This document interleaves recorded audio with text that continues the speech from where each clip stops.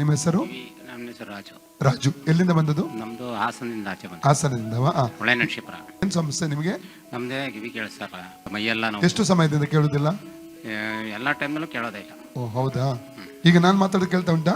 ಸ್ವಲ್ಪ ಸ್ವಲ್ಪ ಕೇಳ್ತದೆ. Okay okay. ತಲೆ ನೋವು ಮತ್ತೆ ಶುಗರ್ ಇದೆ. ಓಕೆ. ಇಡೀ ಬಾಡಿ ಪೈನ್, ಶುಗರ್ ಇದೆ, ಕಾಲಿನ ಗಂಟು ನೋವಾ? ನೋವು, ಫುಲ್ ನೋವು ಮತ್ತೆ ಇಲ್ಲಿ ಕೆಳಗಡೆ ಆಣಿಗಳ. ಎಷ್ಟು ಸಮಯದಿಂದ ಅದು?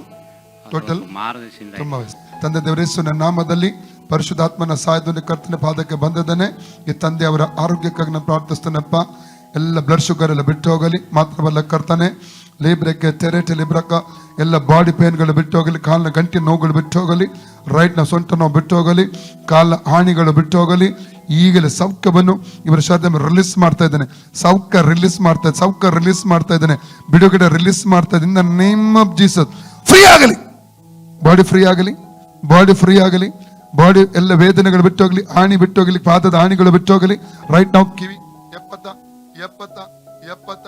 70 ಕಿವಿ ಓಪನ್ ಆಗಲಿ, ಕಿವಿಯ ತಮಟೆಗಳ ಮೇಲೆ ಸೌಖ್ಯ ರಿಲೀಸ್ ಮಾಡ್ತಾ ಇದ್ದೇನೆ.